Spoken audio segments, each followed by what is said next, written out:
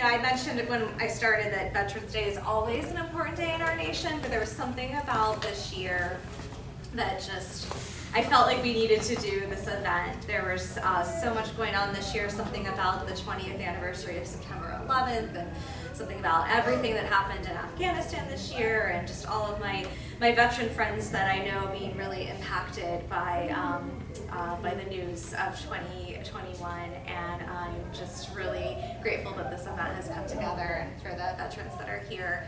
I'm a daughter of a veteran. My father was in the Army and served in Vietnam, and it was not something I could ever get him to talk much about. And I wonder a lot about if he had been given the tools of poetry and had been given the ability to write through his process, if he wouldn't have been a different man and not self-medicated in the ways that he did. So I think poetry really has the power to process through, help us process through a lot of our experiences. So thank you, Bill. So next up, our panelist of Nathan Richardson. If you don't know Nathan, he and I go back a really long time, but Nathan is a published author, performance poet, and Frederick Douglass historian. In fact, he came from a Frederick Douglass event earlier today and graciously came here to participate tonight. His poetry collections include Likeness of Being, 21 Imaginary T-shirts, and the last 7 poems of an unarmed citizen. His work has been widely republished in anthologies, magazines, and newspapers such as The Channel Marker, The Cupola, Coastal Virginia Magazine, and The Washington Post. Nathan teaches a variety of workshops for emerging writers. He's now in the 6th year of the Frederick Douglass Speaking Tour, a living history performance in which he captures completely the physical and spiritual essence of the former slave, writer, orator, and abolitionist Frederick Douglass. With more than 300 performances across the country, the series has also achieved film credits with the National Park Service, Alabama Public Television, and RTE, Irish Public Service Television. You can find more about Nathan and his work at scpublishing.com, but we are really grateful to have him here tonight. Please welcome Nathan.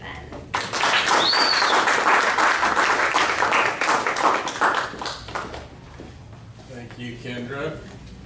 We do go way back, not quite as far as Bobby Jacks, but we go back.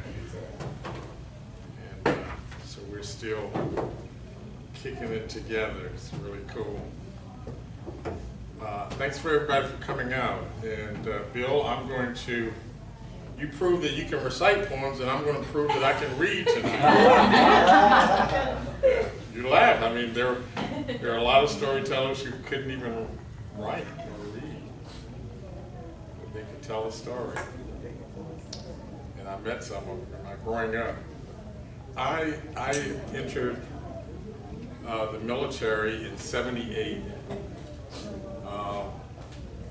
Right after, after the Vietnam War.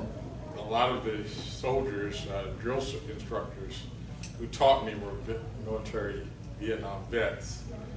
And so I definitely got taught by some of the best war-seasoned soldiers on the planet.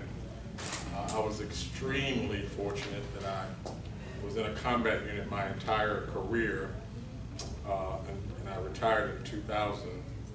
And never saw combat, never had anybody fire at me, never fired at anyone, which is considerable. And considerably, I consider myself considerably blessed, because that whole thing changes you. It really makes your life different. And so with that, I wrote a few poems about the military, my military experience. My poetry was born in the military. When I left Fort Knox and I went over to Germany, that's where I started feeling kind of lonely, never left the city of Suffolk until I was 17, and started feeling kind of lonely, and poetry was the way that I actually started coping with that loneliness, and then actually gained a little bit of popularity amongst my fellow soldiers, because One of the things, if you've ever been in the military, you write a lot of letters home, especially, back in the 80s, we were writing letters and stuff like that, and making phone calls, and everybody had a girl back home and that kind of thing.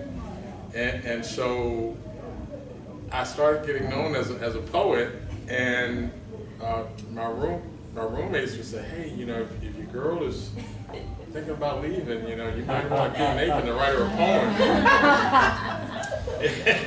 and I actually, made my mark in Germany doing that. I had written this guy was like, his girl sent him a Dear John letter, and he came to me and I said, well, tell me a little bit about your girlfriend, and I wrote this poem.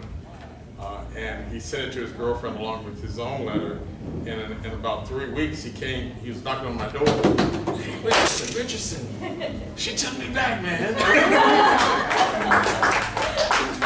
And from there it was on, I just had a steady stream of guys coming to my barracks, wanting me to write them poems. So with all that said, I'm going to start my reading with a Dear John poem of my own, in which I was actually not so successful in winning her back. And so this poem is called The Patient Scavenger. And I'm actually reading this from my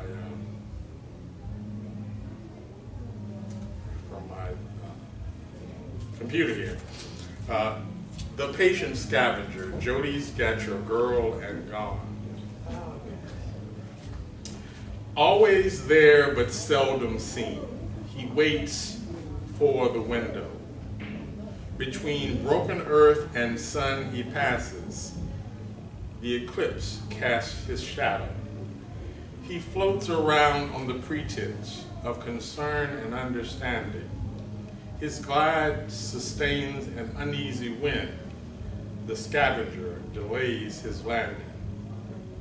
Downward on the draft of a dying love, the descent becomes so steep, while the graceful tips of his wings lulls their promise to sleep.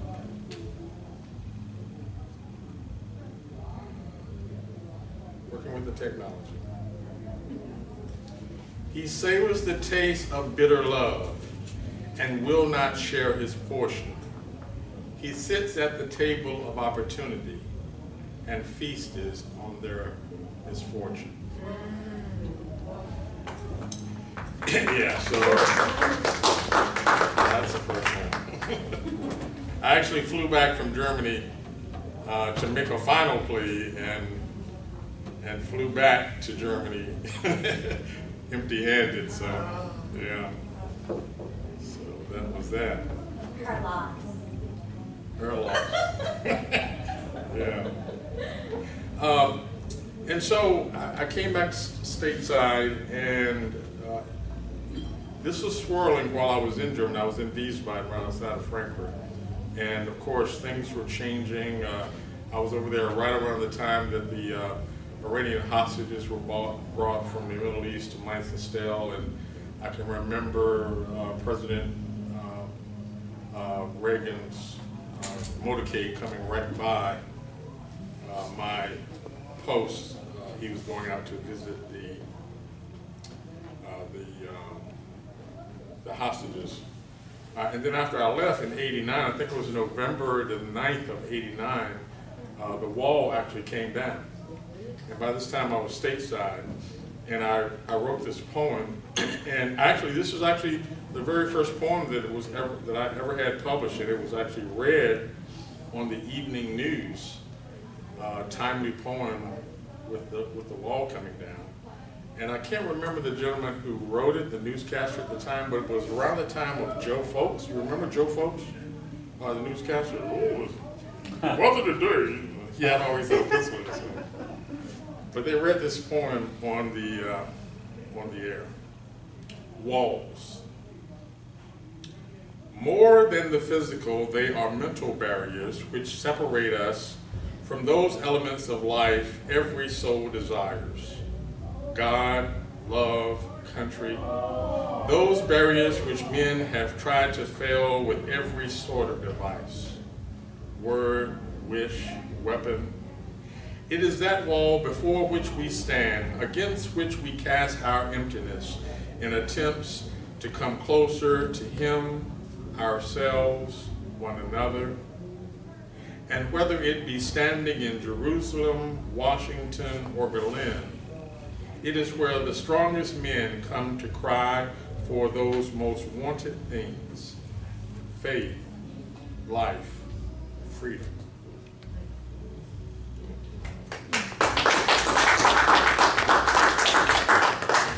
A couple of my other poems, that poem and this poem I'm getting ready to read now are from my first collection, Likeness of Being. And this book was really about my journey out of the cradle, so to speak, and using the military on a journey to find out what the rest of the world was like. You know, if what people were telling me in that little village in Suffolk was actually like that. And that's what I was on the search for. And then I found what Mark Twain said: travel is fatal to narrow-minded bigotry and hatred. That's what I found out. So this next poem is called Glory of War. War takes the average man, suits him in handsome battle dress, sends him off to stand the test of life and death at the hands of a foreigner who is but average also. And the victor is called the hero, and the celebrations of his return become the nostalgia that burns envy to the hearts of young men who wish to be like him. And the loser is but a stone, a flag brought home, the cover of his wounds, the memory that soon burns hatred to the hearts of those men who wish to take his revenge. And these are the men, the volunteers that defend the cause for which they stand, the memory of a man pulled into merciless glory.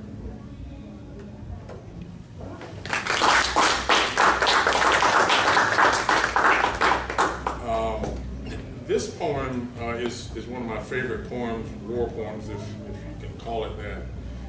I actually wrote this poem in an acrostic exercise that we had at Suffolk. It was an event called the Art of Tea, and everything, all the art submitted to poets, writers, had to do with tea or the letter T, like that. And I received this tapestry piece, and in it were stripes and lines and what I thought were crosses and all of that thing. And it was right after I had retired and right during the ramp up to the Gulf War, and definitely had started counting casualties, and so that tapestry piece reminded me of.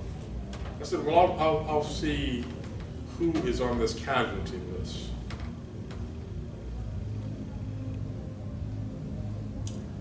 I lost count of the flag draped coffins at 1,776, and with all our bench young stone carvers trading in their chisels for weapons, now the backlog for a tombstone is 7 years. But the names just keep coming and coming, as thick as tangled wiregrass, and these are only the dead. No one's counting the Purple Hearts, the amputees, the skin grafts, the mind-boggling number of minds boggled by all this mess. Until yesterday, I was on a lucky streak, 4,359 and counting. Daily, I've been playing the internet casino, shuffling the casualties of war, and without a single personal loss. But today the wheel of fortune betrayed me. I should have bought a vow. Instead of the posthumous letter T, I found in the name Lance Corporal Samuel Tapper. So Lance Corporal Samuel Tapia was a 19-year-old Hispanic young man from Arizona, and he joined the military and ended up being the first person killed in the Gulf War whose name ended in a letter T. Wow.